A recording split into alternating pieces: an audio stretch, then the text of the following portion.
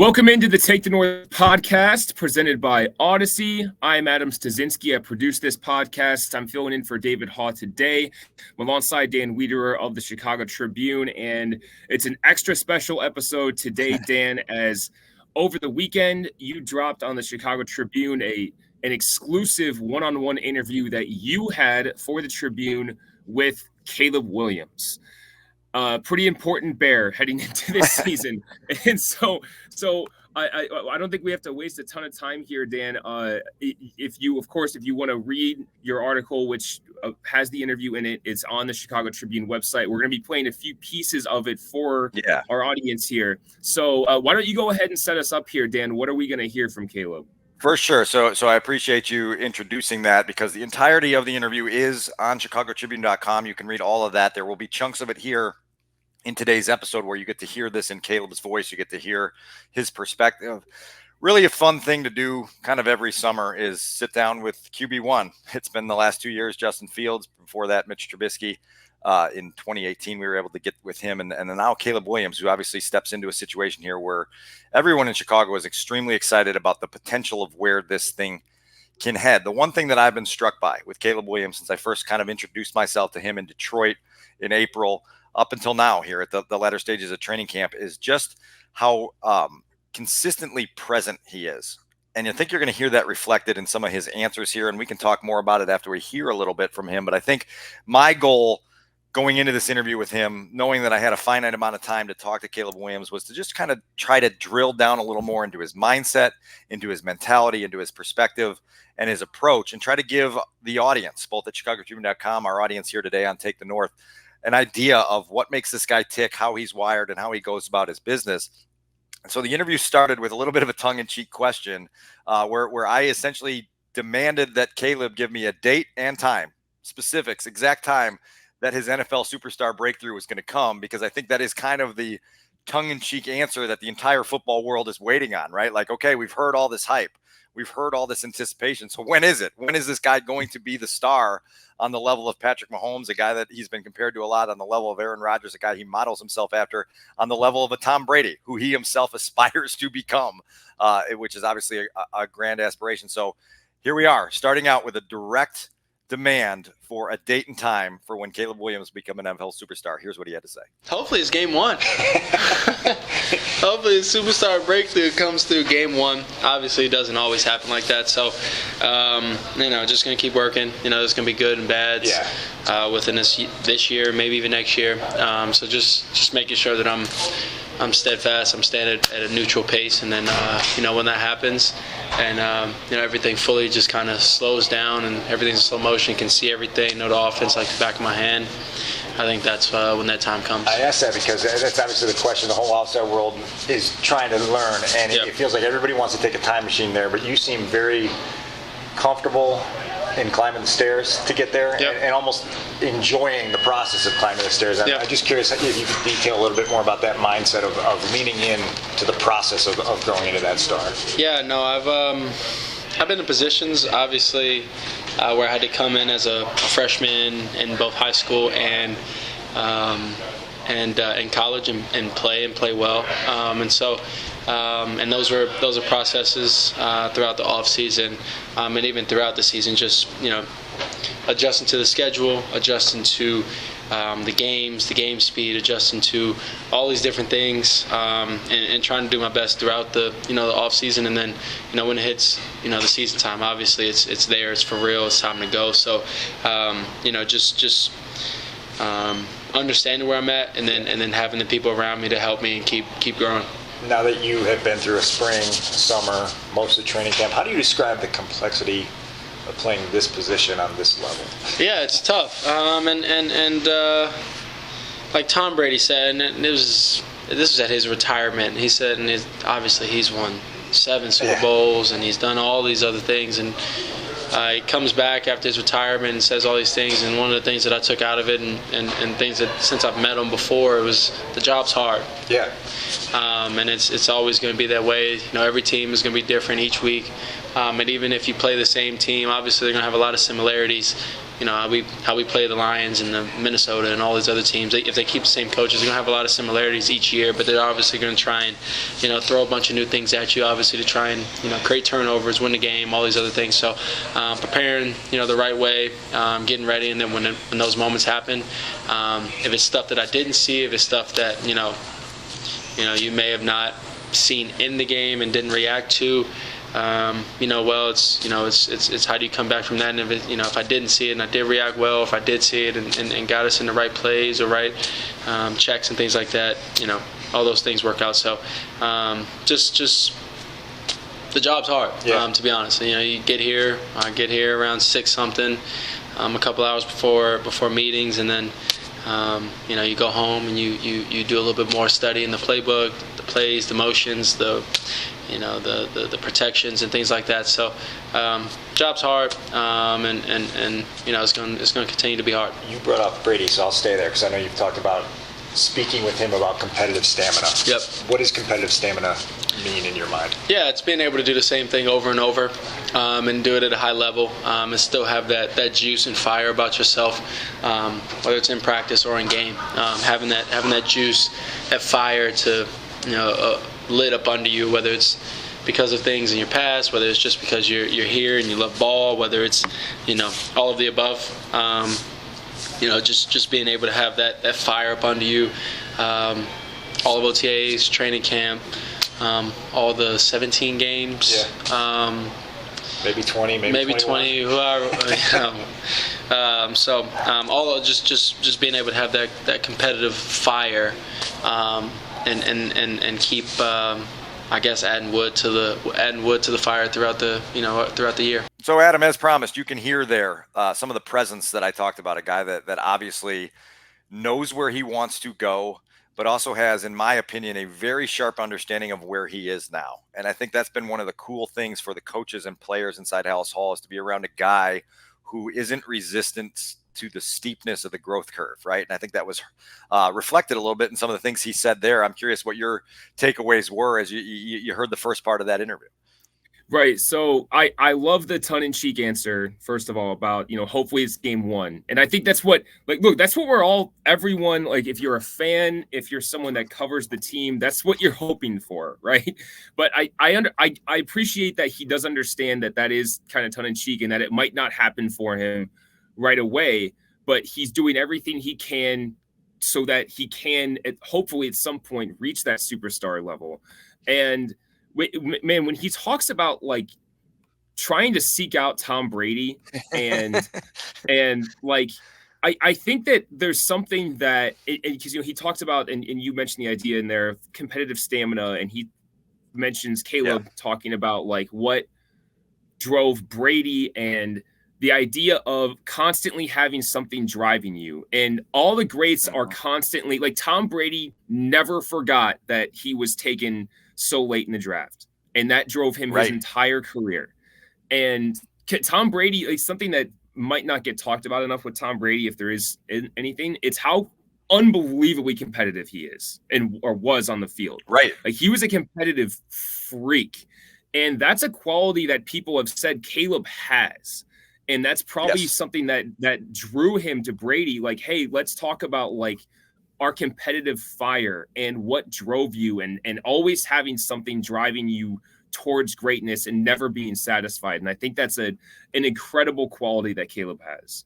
Well, I like what you said there about just the mere idea of Caleb seeking out Tom Brady, right? Like, this is the greatest quarterback to ever play the game, and you're 22 years old and you're finishing your college career, and you have the sort of network as well as the ambition to be like, well, let me see if I can reach out to old Tom and see if I can pick his brain on some things. Now, I know they got together again after the draft for something that was tied into Fanatics, and he got to spend some more time there. But you talked about that concept of competitive stamina there, and I think that's very important in terms of some things that Tom has imparted on Caleb in terms of just having that fire lit up under you at all times, right? And, like, there is no resistance from Caleb. And in fact, there's a leaning in quality to Caleb that says, I understand how difficult this job is. And I think that's something that Brady imparted on him, is like, this is going to be really hard mentally, physically, emotionally. This is really hard. What you are trying to do, the degree of difficulty is off the charts. So embrace that from day one and just understand that. And now you got to go about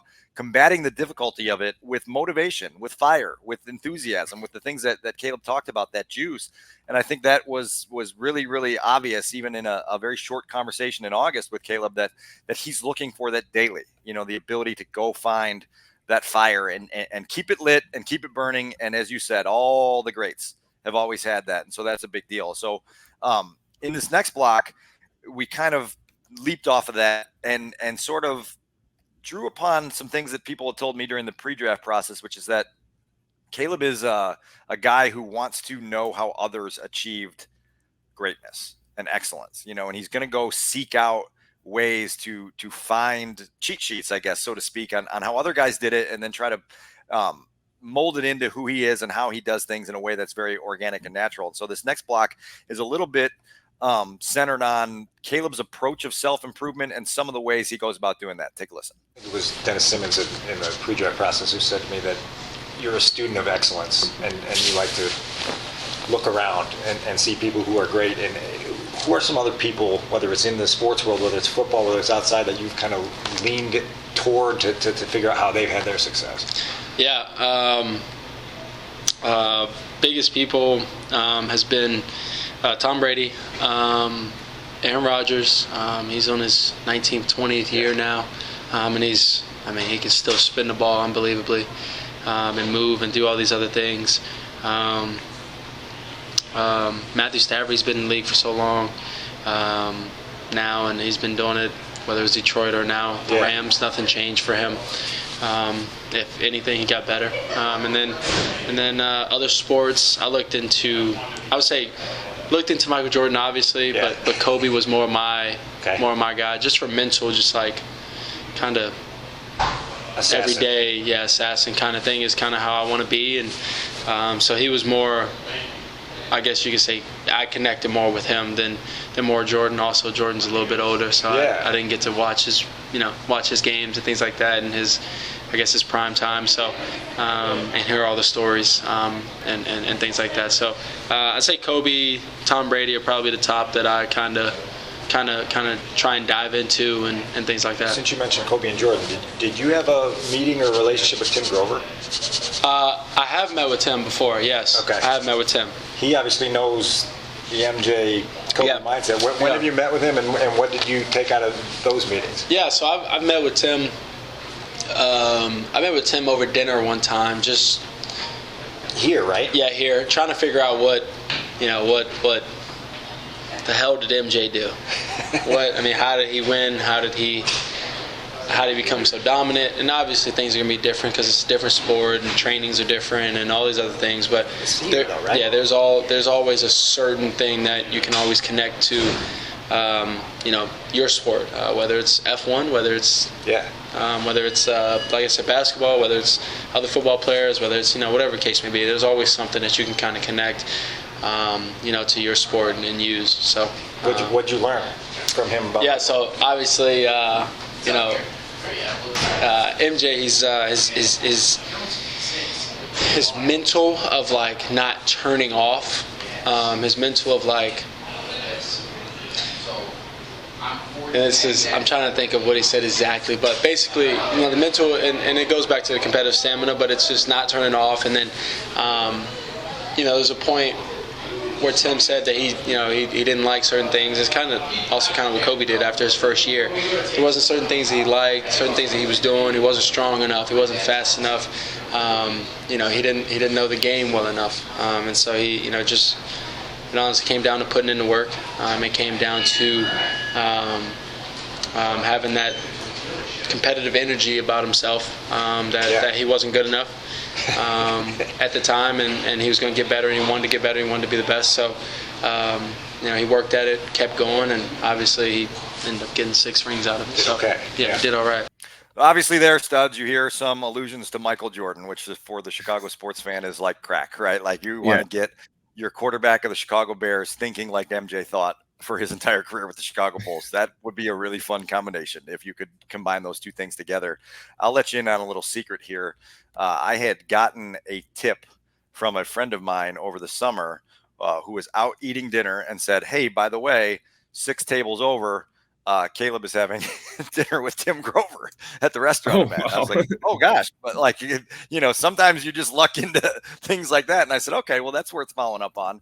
And obviously Caleb acknowledged that and the ability to, have Kobe as a role model, to have MJ as a guy you want to follow. And then you go talk to the guy who trained both of them and understands the wiring and the mentality and the approach on an everyday basis to being what I have referred to as a competitive psychopath. And already in this podcast, we've named 4 of the people on 3 of the 4 people on the Mount Rushmore of competitive psychopathicness, right? It's Kobe, it's MJ, it's Brady, and the 4th one I put on there is Tiger Woods, right? And so if you can find a way to wire yourself in that regard, where no matter how hard it looks, no matter how poorly you're playing, no matter how steep the challenge is, the ball's in your hands with the game on the line, you're going to go do something about it, right? And I think that's what Caleb is striving towards, and certainly the ability to get insight about the Mamba, about MJ, it's certainly going to help him on that path.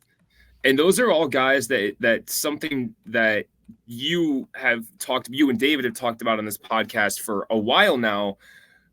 The idea that in the 4th quarter, when your guy has the ball in his hands, you're confident that something great's going to happen. We're at that point with that's Mahomes. Everyone's. Yeah. We're at that point with Mahomes. You knew it with Brady. You knew it with MJ, with Kobe, all these guys we've talked about. So I think that's something that, like, the idea that if someday you can get to the point with, okay, it's 4th quarter, there's 2 minutes left, Caleb Williams has the ball, we're going to be fine. And it's not been like that. Yeah, it's not been like that for so long. Like, maybe there were a few moments that someone broke through, but like, it's never been that to that point. And I think that, like, trying to figure out, like, hey, what worked for MJ and trying to transfer that over to his sport and what can work for him, I think is great. And, him saying that he related a little bit more to Kobe's Mamba mentality, I think is awesome. So, like, that's also a lot a reminder of how old Caleb is, right? Like, it's like, right. Michael was already in the rearview mirror by the time I was in kindergarten, and Kobe was still playing, and I was able to kind of tap into that. The other thing that you mentioned there that I think is really interesting is game on the line, ball in your hands. It's not just about you having confidence. It's about the entire building having confidence. It's your teammates believing it's going to happen. It's your coaching staff believing it's going to happen. It's the fans in the stands believing it's going to happen. And probably most of all, it's the opponent going, oh crap, it's going to happen. You know what I mean? And putting that feeling that the Knicks had, that the Pacers had, that everybody that ran into Brady, in many playoff runs had, where it was like, man, we've done everything today. And yet he's got the ball in his hands with the game on the line. I think back to the, 28-3 Super Bowl that the Falcons were beating the Patriots. Right. And it's just like, no one in the building believed that game was over because of the guy who was playing quarterback for the other team. And that's what you want to get to. That's the place you want to rise to. I think Caleb understands how hard it is to establish yourself there, but the grand ambition he has, to me, is so infectious because it's backed by this grounded perspective of where he is now and all of the steps he has to take to climb this mountain. And he's certainly there. And so I guess, Studs, this will kind of transition us into the last block of Caleb here, where the other thing that has become really apparent to me since the Bears got to training camp is how many people inside Haugh, players and coaches alike, talk about the natural connecting charisma that Caleb Williams has. It's very organic to him. It's very genuine. It's very natural to him, but it's also very intentional, right? He understands he has a gift in terms of the ability to connect with people across a building, young, old, everything in between. To be able to have those qualities and those personal skills allows him a chance to create buy-in. And that buy-in is, at this point, 100% at Haugh. So I can say that unequivocally. And I think that there's a sentiment, even talking to people, away from microphones, that this is different. And I think Cole Kmet even said it on the dais a couple weeks ago, that Caleb's different. And it's just part of that is because of how easily he connects with people and how easily he can tap into what makes them tick. And then all of a sudden you get this collective energy that is hard to stop. And so Caleb's brought up the concept of KYP before. Know your personnel. That's where we started this next block, is trying to get an idea of what that means to him. Here, take a listen to that. One of the concepts I've heard you talk about that I really love is KYP, know your personnel. Yep. And I love it because it's not just about knowing the skill sets of the guys you play with, but knowing how they're wired, how to push their buttons. How do you describe kind of learning both of those things? Because both those things are important. You're trying to grow yourself, but then you've got to understand who you're working with every single day on a big level. Yeah. I mean, I got good guys here. I mean, they're tremendous wide receiver, running backs, and things like that. They've helped me grow and get into position and getting things right over time. And so now that I'm growing and getting better and things like that, knowing my guys has become really important. So getting around them, hanging around them, it helps me. It helps me for whether it's, I've asked them, how do you like this thrown? How do you like that thrown? What's this and that? I've asked them, questions about their life, questions about how they've grown up, questions about their family, things like that. Just getting to know them on that level, I think helps tremendously. Because like you said, there may be times where I'm not trying to necessarily push the buttons to be mad at me, but push the buttons against, like I may send Rome, a text message of something somebody said, or things that people have said about him, and he'll remember it, he'll dock it down, he'll say remember that and things like that. I'll talk to Keenan, I'll talk a little trash to Keenan, get him going. Just small things like that. Getting to know your guys is I think it helps and leads in a tremendous way. We've talked previously about the power of connection for you and why it's important. When did you realize that you had the qualities to be able to do that at a level like you do? I think my dad would just kind of reinforce that I had that quality of being able to connect people. I think he's done a great job overall, so I think I've kind of learned it from him, I guess. Okay. And then when I realized it, I think it was in high school, because it's weird because one of our things in high school was togetherness, and so just bringing people together and building a bond, building a trust. So I think it started with my dad, and then I got to high school, my coach, and things like that. Us preaching basically togetherness, because you can't go win games and championships without being together. And so you've seen that snowball, right? I mean, the snowball effect always. I mean, it gets going once you're together. Defense, offense, and special teams. Nobody's bigger than anybody. When you talk about your vision, the big vision is grand and it's huge, but then there feels like there is a fearlessness that goes along with that. It feels like there's a preparation element that goes along with that. How did you learn to kind of set these grand goals, but also understand that there's a lot more that comes to chasing them? Yeah, I set them because it also helps me to be able to keep going. It also helps me to be able to, have something to strive for that I feel that I can't reach right now. I don't think that I can reach, the goals that I've set for myself, and I know I can't right now, because it's actually impossible. It's actually impossible of having some of the, accomplish some of the goals that I have set. So, so it's a way to help me mentally to keep going. It's a way to keep that competitive fire and stamina that I talked about earlier, and then also just have an understanding of the position that I'm in now. I'm not there. I'm not good enough to be there yet, but it's also I'll be there, I'll get there kind of mindset. How much is fearlessness a part of that? Yeah, you got to be in a way fearless. I would say I would think that to have those and set those goals, you got to be confident in yourself. You got to have all these other things, but you got to be fearless to be able to go get them. You got to push yourself. You got to be able to push yourself mentally, physically. Those days where you throw up, those days where your legs and your back and your body hurts and aches. Just to be able to get up and go again and be fearless is super important. Yeah. So Studs, that's another segment there where you get a little bit more into the mind of Caleb Williams. And I think it's a fascinating mind. I tweeted this out on Sunday that I could have had 3 times as much time with Caleb as I had, and I would not have run out of conversation. I used the phrase conversation because it wasn't Q&A. It was a conversation with Caleb. And I think that's part of what he just talked about there, is that connective quality that allows things to be very, natural and not tension filled or, whatever you want to say, strained. There's something cool there. Again, for our audience, you can catch the entirety of that interview at ChicagoTribune.com. Hopefully some of these clips have given you an insight to that. But before we close, I'm just curious how you kind of react to that very real power that Caleb has had early as a rookie at Haugh to bring people along with him. I think that we talked about this a lot on this podcast here or on 670 The Score in Chicago. Like, he's so far ahead of where you would think a rookie at any level could be when it comes to this type of thing, like making connections and understanding that, like, he walks in the building and he has to be the guy.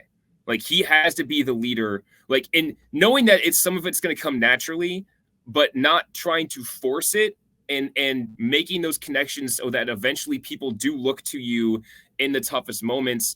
And then even doing things like small things like he talked about at the front end of this last clip, where he's talking about sending Rome Odunze text messages about like things that people have said about Rome. Like, yeah. So trying to motivate Rome, and then talking trash to Keenan Allen, who's could end up in the Hall of Fame, to get Keenan Allen going, because maybe he knows, like, hey, he needs someone to get under his skin a little bit. And so I'm curious what he would do to DJ Moore, because DJ seems so just like I don't care about any of that. So but that's some of this, right? It's being able to have an individualized approach for each guy, and knowing that they're all different. That the same approach doesn't work with each guy that you're working with. And so I think that's fascinating that he's aware of that. You said it, like, he's a rookie quarterback who hasn't taken a single regular season snap yet, and yet seems to have a grasp of the responsibility, the grasp of the demands of the position, the understanding of where this thing needs to go, but also maturity to go attack it. And so that's why you hear me on this podcast talk with conviction about how much this bar is going to raise at Haugh. So I had a conversation over the weekend, Studs, with a friend that was kind of asking about this. And I said, I don't know where this journey is going to end. I don't know that the Bears will ever win a Super Bowl with Caleb Williams as their quarterback, but I do know the floor is higher than anything I've experienced in my time on the beat. And that goes back to 2013 when Jay Cutler was still here as the quarterback, because the prerequisites for attaining sustainable success, the boxes are checked. Like, I go back to Cutler, and by the time he left, there was a sentiment after 8 years here that, like, Jay was really talented. Jay never wanted to be the hub of energy inside a locker room. He just didn't want that responsibility. It kind of annoyed him. He, didn't want to suffer, inconvenience or have to connect with a wide array of people that he may or may not have liked, and so that's part of it. And even going back to Justin Fields in recent years, I think there's an understanding that Justin was very well liked and very well respected inside the building, but I don't think that he had this magnetic charisma that Caleb has brought to the building.